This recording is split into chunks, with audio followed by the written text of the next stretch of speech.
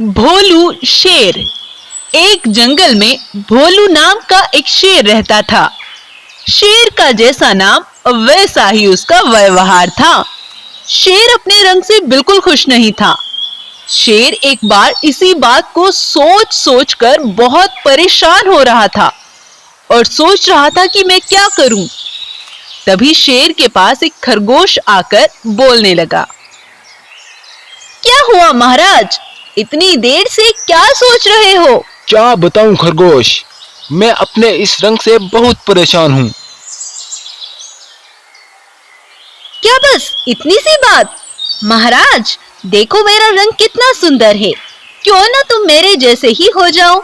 मेरे सफेद रंग से लोग मुझे बहुत पसंद करते हैं और मेरा सफेद रंग सबके दिलों पर छाया हुआ रहता है। खरगोश तुम सही कहते हो, मुझे अब ऐसा ही करना चाहिए। शेर खरगोश की बात मानकर अपना रंग सफेद कर लेता है और अपनी गुफा से बाहर निकलता है। तभी उसे एक भालू दिखाई देता है और भालू शेर से बोलता है, अरे महाराज ये क्या सफेद रंग? भला सफेद रंग भी कोई रंग होता है? शेर महाराज तुम पर यह रंग बिल्कुल भी अच्छा नहीं लग रहा, क्यों ना तुम मेरे रंग में रंग जाओ और मेरे जैसे हो जाओ। शेर भालू की बातों में आकर खुद को हरे रंग में बदल देता है।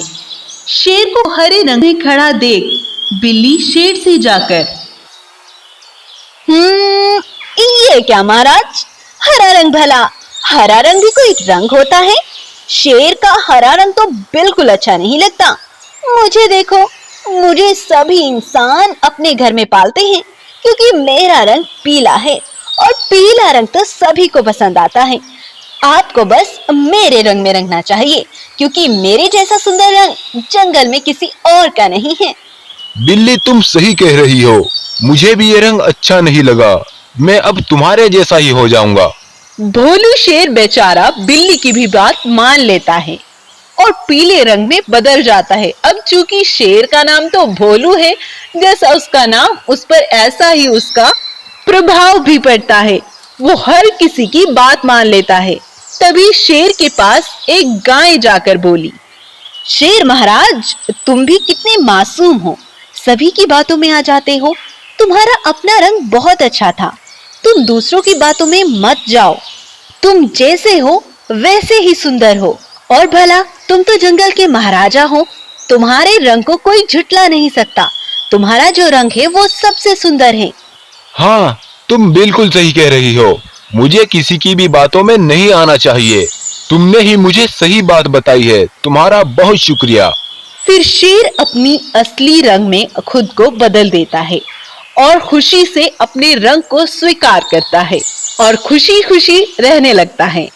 हमें किसी की भी बातों में नहीं आना चाहिए क्योंकि हजारों में से एक ही होता है जो हमें सही बात बताता है। क्योंकि तुमने वो कहावत तो सुनी होगी, 1000 मुंह और 1000 बातें, समझे? बहरूपिया शेर का 2 जंगलों पर राज। एक ही जगह है, पास पास में 2 जंगल थे। अब तक उन दोनों जंगल का कोई राजा नहीं बनाया गया था, लेकिन अब जंगल का राजा किसे बनाया जाए और कैसे बनाया जाए, जानवरों में यही बातचीत चल रही थी। उसी जंगल में एक शेर भी रहता था। वो होशियार तो था, लेकिन जितना होशियार था उससे भी कई गुना ज्यादा वो खुद को होशियार समझता था। शेर को भी यह बात पता चली कि अब जानवर जंगल का राजा बनाने के बारे में बात कर रहे हैं। तब शेर सोचने लगा, अरे अगर मैं इस जंगल का राजा बना तो उस जंगल का राजा कौन होगा, और अगर मैं उस जंगल का राजा बना तो फिर इस जंगल का राजा कौन होगा। शेर के कहने का मतलब था कि मैं इस जंगल का भी और दूसरे जंगल का भी मैं ही राजा बनूं। पर शेर ने ऐसा ही करने का प्लान भी बना लिया था और अपने प्लान के मुताबिक शेर अपने जंगल के जानवरों के पास गया और बोला, सुनो सभी भाइयों सुनो, हम एक दौड़ प्रतियोगिता रखेंगे। जो कोई भी यह रेस जीतेगा उसे ही जंगल का राजा बनाया जाएगा, ठीक है? सभी जानवरों ने उसकी यह बात स्वीकार कर ली क्योंकि छोटे जानवरों को तो पता ही था कि हम जंगल को नहीं संभाल सकते, तो उन्होंने बड़े जानवरों के ऊपर ही इस दौड़ प्रतियोगिता को सौंप दी। फिर अपने जंगल से निपटकर शेर दूसरे जंगल में पहुंचा। भाइयों, हमने अपने जंगल में तो एक दौड़ प्रतियोगिता की है, तुम भी राजा चुनने के लिए ऐसा ही करो। उस जंगल के जानवर भी उसकी बात को मानकर दौड़ प्रतियोगिता के अनुसार ही जंगल का राजा चुनने के लिए फैसला कर लेते हैं। इस जंगल में था एक बाघ और वह बाघ ताकतवर होने के साथ साथ होशियार भी था।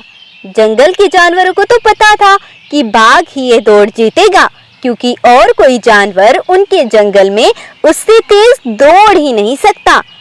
तब शेर के जंगल में दौड़ प्रतियोगिता आरंभ हो जाती है और यह दौड़ प्रतियोगिता शेर जीत जाता है और जंगल का राजा बन जाता है। अब उधर दूसरे जंगल में भी दौड़ शुरू ही होने वाली थी, तभी शेर जल्दी से अपने दिमाग को लगाता है और कलर के एक बड़े से टब में खुद को रंग लेता है और खुद पर रंग करके वो दूसरे जंगल पहुंचता है। सुनो सभी, मैं बहुत दूर से यहाँ इस दौड़ में हिस्सा लेने आया हूँ। मैं भी राजा बनने की इच्छा रखता हूँ। तब शेर भी दौड़ में शामिल हो जाता है और दौड़ शुरू हो जाती है और शेर यह भी रेस जीत जाता है, क्योंकि वो ताकतवर तो था ही और इस जंगल में भी राजा बन जाता है।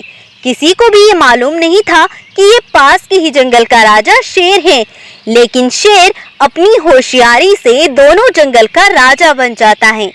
वो सुबह को अपने जंगल में राजा बनकर रहता है और शाम को दूसरे जंगल में अपना रूप बदलकर वहां राज करता था।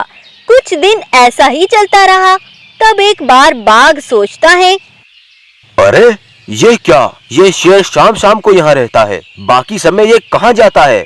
मुझे देखना पड़ेगा। तब शेर को अपने जंगल में जाने का समय हो जाता है। वो अपने असली रूप में जब बदल रहा था तो बाघ उसे देख लेता है। शाम तक बाघ उसका पीछा करता है। जब वो अपने जंगल से दूसरे जंगल जाने के लिए अपना रूप बदल रहा था, बाघ तब भी उसे देख लेता है।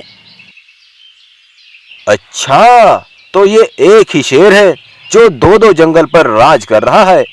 अब इसे मजा चखाता हूँ। तब बाघ जाकर सभी जानवरों को यह बात बता देता है।